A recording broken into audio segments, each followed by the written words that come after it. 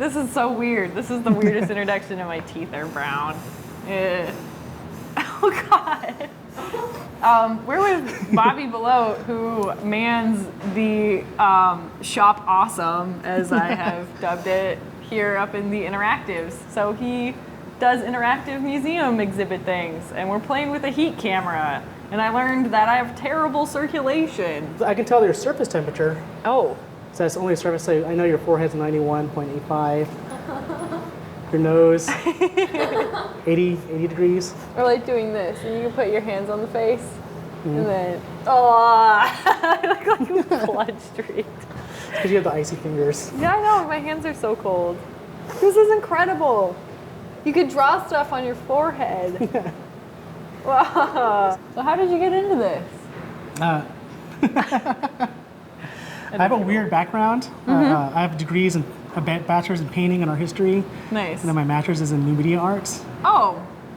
But nice. like I have this kind of vague, like I'm good at woodworking. Yeah. I learned a lot about microcontrollers in school and doing low voltage circuitry. Cool. And I kind of like translated really well into this museum space.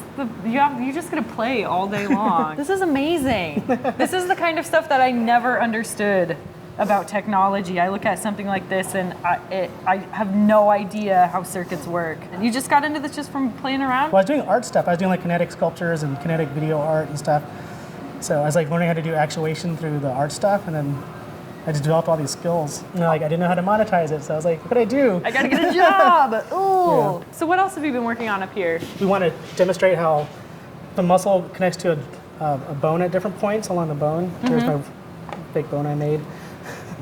Nice. Then, I saw you printing this. Yeah, on the shop bot. Yeah, shop bot. So there's a different leverage that works. So when it's close to the joint, it's harder to lift, but you have a greater range of motion. Oh. And you use my cool motor thing. Whoa. If it's further away from the joint, it's much easier, but you have less range of motion. Oh. You play with buttons and things, and you just get to experiment all day. Yeah, I made a circuit board, and then I have a motor in there. I don't even understand how you do it. I'm so amazed right now. Do you want to see the back part? Yeah. So here's another one of my circuit boards I made. So, except there's a sensor here, a proximity sensor. Okay. So I can tell when the arm's going up. Wow. So when the arm goes up, the sensor goes off and it knows not to let the motor go.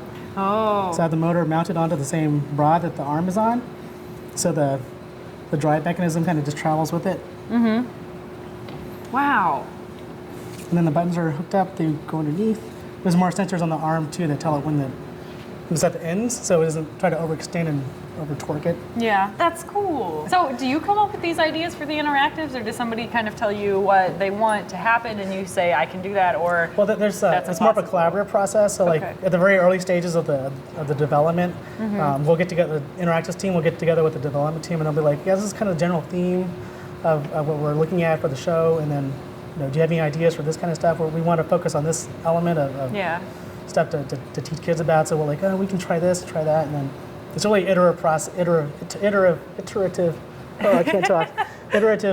where you kind of like develop ideas and bounce them back and forth and kind of figure out what works. That's so much fun. I work with the researchers, so I'll get like a drawing like that about like how things are supposed to move. So I'll make like an early prototype. Okay. So this is my first dunk. Oh, so this is Dunkleosteus. This is that prehistoric. It was a fish. Yes, right? giant armored fish had an armored eyeball, and the skull's like this. It's must like be 4 this feet big. across, 6 feet tall. So it's the first one I kind of based it off the drawing I had. I kind of got a couple things wrong. Like this is not supposed to be static, so like little notes says that this is a muscle actually, not a bone. Oh. And how much the muscles needs to contract. So I made a more advanced model. Nice. So I kind of refined the drawing, made it look more like a dunk. And then I kind of made it so the muscles will slide correctly. Yeah. Well, that looks, it's going. So, it can shoot its jaw forward. Yeah, the whole head just kind of shoots forward. Now, like for the dunk right now, I'm working on getting the final one made, or the final prototype made. Basically, this stage, I'm kind of I'm making reinforcements for weak points in the interactive guys. I need to make them really tough so they last a long time. And I'm also including little springs and stuff so it'll return. So that was just real simple, trying to proof of concept, trying to get the motion right. Yeah. So this one has more of the bells and whistles, where it has the spring returns and reinforced joints and stuff like that to make sure it lasts a long time. I also have to research material. I I went through a bunch of different iterations of different materials before I found this. This plastic. Yeah, so polyethylene, like a high density rigid polyethylene. It's a really low friction surface, has a high impact strength, so it can take a lot of abuse. Yeah. So This has to last for quite a while. Yeah. I mean, and is this going to be part of the traveling exhibit? So this is going to go all over the country and all over the world. And kids and adults and obnoxious people in their mid-20s like me are going to play with it for decades to come. And people yank on these things during like public tests, like Yeah. there's a lever, like I saw one lady, she like braked herself and like yanked up with her full force on the lever interactive. Wow. The first time she didn't like do it like a test pull, she's like, okay, I'm gonna like get this and like yank the crap out of it. Wow. So you have to put these things under quite a bit of abuse. Yeah. Yeah. Well, if you ever need like a test audience, have me come up here and I'm go crazy. I know 6-year-olds are the most destructive force on Earth. What, not hurricanes, They're the gold not standard, volcanoes, 6-year-olds. So the sling jaw is like another kind of fish. That's a modern fish. But they can launch his mouth out really far. That's insane. Like, Fun! This Go way? up, go Whoop, up. whoop. Did I break it? yeah, I haven't there we put the go. stops in yet. Oh, see, it's not Emily proof yet. Ugh. Look at it go. You should put like a worm or something. What do these guys we're gonna eat? put something there. Some little, maybe a little shrimp or something. I'm just gonna come up here when you're not here, and then you're gonna walk in, and I'm just gonna be playing. Where are my things broken? Evelyn. Woo!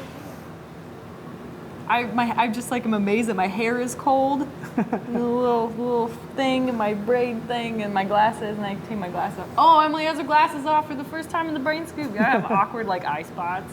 You see your eyelashes. Can you? Mm-hmm. I'm a pretty princess. They're slightly purple. Yee. Well, thank you for taking the time to talk with us today.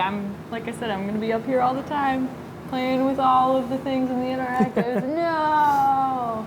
It's like that scene in Macbeth where Lady Macbeth has the blood on her hand. She's like, no, it's I everywhere. think my hands are too warm to do that. Yeah, not me. I don't have.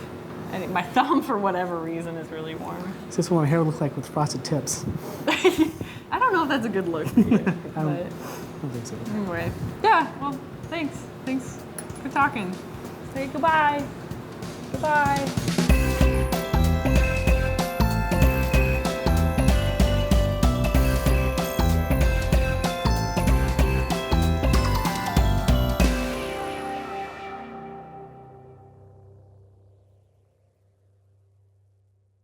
It still has brains on it.